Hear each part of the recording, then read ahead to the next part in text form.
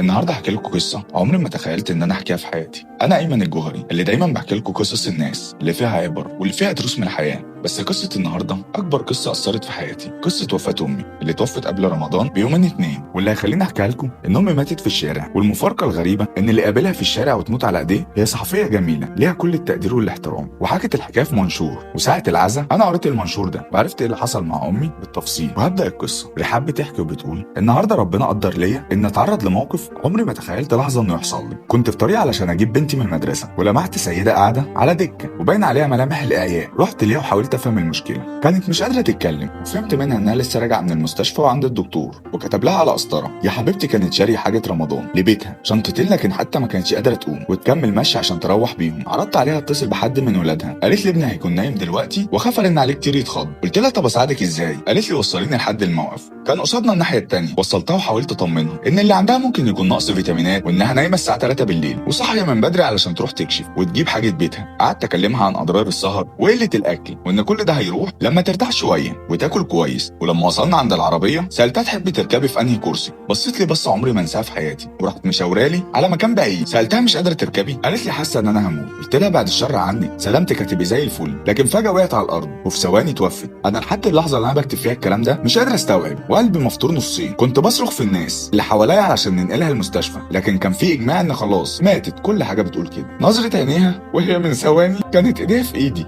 وبتكلم معاها بحاول اهون عليها التعب، وفجاه ما بقتش هنا لاخر لحظه وهي في اقصى لحظات تعبها نازله تجيب حاجه رمضان لاولادها، خايفه تخلينا اتصل بابنها احسن يتخض. وطبعا